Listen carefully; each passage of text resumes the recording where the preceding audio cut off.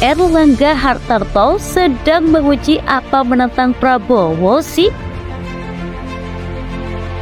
Kemarin kita sudah bertemu secara silaturahmi, fondasinya kita sudah bahas, terkait dengan kepemimpinannya itu di chapter berikut. Tetapi kami juga membuka terhadap partai-partai yang ingin bergabung di dalam koalisi besar ini.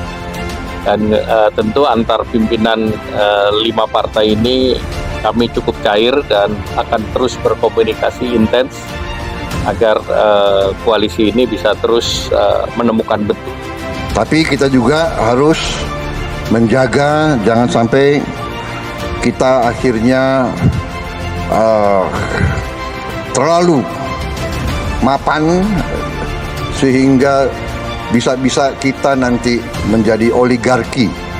Jadi ini juga saya ingatkan, marilah kita terus ada persaingan, kompetisi untuk adu gagasan untuk membela rakyat kita dan mencalonkan siapa presiden maupun calon presiden. Inilah poros Golkar yang dibangun untuk mengajukan siapa capres dan kemudian siapa cawapres.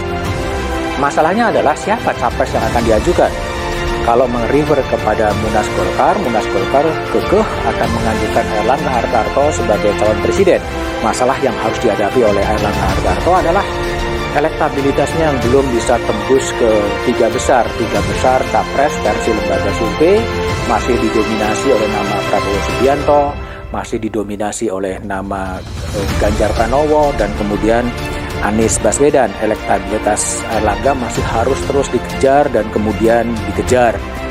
Ya, namanya kontestasi kan kontestan. Jadi artinya sesuai dengan apa KPU saja. Siapa yang eligible untuk mendaftar, siapa yang punya dukungan suara, jadi kontestasi kan seperti itu, kata Erlangga Hartarto, Ketua Umum Partai Golkar. Tidak ada yang abadi di dunia ini. Setiap manusia pada akhirnya akan meninggalkan dunia untuk selamanya. Ini adalah ungkapan kesedihan yang sangat purba. Ketika seseorang pergi untuk selamanya, maka seluruh peninggalannya baik harta maupun tahta akan langsung menjadi warisan penerusnya. Tapi apakah hal itu berjalan mulus? Tentu tidak. Karena ada sebagian orang yang menilai lebih pantas untuk mendapatkannya dibandingkan orang yang menjadi pewaris. Persoalan kehidupan sehari-hari ini juga terlihat di atas panggung politik. Kesan menolak ahli waris Presiden Joko Widodo atau Jokowi terlihat melalui komentar santai Ketua Umum atau Ketum Partai Golkar Erlangga Hartarto. Erlangga selalu menentang pernyataan Jokowi terkait Ketum Partai Gerindra Prabowo Subianto yang dianggap akan mendapatkan jatah sebagai presiden selanjutnya setelah Jokowi. Menteri Koordinator Bidang Perekonomian ini menilai ada rules of games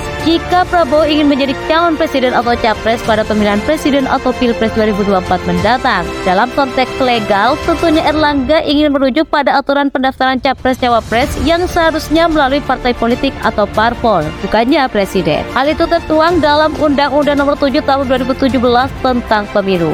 Secara normatif itu benar, tapi jangan lupa kalau pengaruh presiden juga merupakan sebuah kekuatan politik tersendiri. Presiden dengan instrumen politiknya mampu memberikan kemudahan bagi seseorang yang diinginkan dan menghambat yang berseberangan. Sebagai contoh, beberapa pekan lalu sempat ramai dibicarakan tentang para menteri yang meminta izin kepada presiden untuk maju sebagai capres di 2024. Fast forward, muncul keputusan Mahkamah Konstitusi atau MK membolehkan menteri yang ingin maju sebagai capres atau calon wakil presiden atau cawapres tidak perlu mundur dari jabatannya. Peristiwa ini mungkin bisa menjadi salah satu contoh jika pendekatan legal normatif bukan satu-satunya alat untuk mengukur seseorang dapat dicalonkan ataupun tidak. Tapi ada kekuatan di luar itu, meskipun hal ini akan memunculkan perdebatan, toh kita semua menerimanya. Direktur Indikator Politik Indonesia, Burhanuddin Muhtadi, menilai gejala semacam ini sebagai akibat dari tidak kokohnya fungsi partai politik dalam mengoperasionalkan instrumen politik yang dimilikinya. Akibatnya, pengaruh elit atau pejabat politik meski tak terlihat akan mempengaruhi aturan main yang secara bersamaan harus dijalankan oleh parpol. Jadi kelihatan seru ya drama politik sekarang. Jadi benar perebutan ahli waris memang penuh dengan konflik. Dalam konteks ini seolah-olah Jokowi memberikan warisan kepada Prabowo, tapi Erlangga tidak terima. Jangan-jangan Erlangga merasa lebih pantas untuk mendapat jatah setelah Jokowi dibandingkan Prabowo. By the way, berbicara persoalan pantas tidak pantas terkait ahli waris, jadi teringat serial drama fantasi House of the Dragon. Diceritakan Raja Viserys telah menetapkan Ratu Rhaenyra yang merupakan satu-satunya anak yang masih hidup meneruskan tahta. Tapi muncul pertentangan dari berbagai pihak karena dia adalah seorang perempuan yang dalam tradisi kerajaan belum pernah ada perempuan menjadi pemimpin. Tapi pada akhirnya dalam perjalanan dan berbagai ujian Rhaenyra mampu membuktikan kalau ia pantas. Cerita ini menunjukkan kalau menjadi pemimpin itu tidak mulus meski sudah menjadi ahli waris karena harus ada perang dan ujian.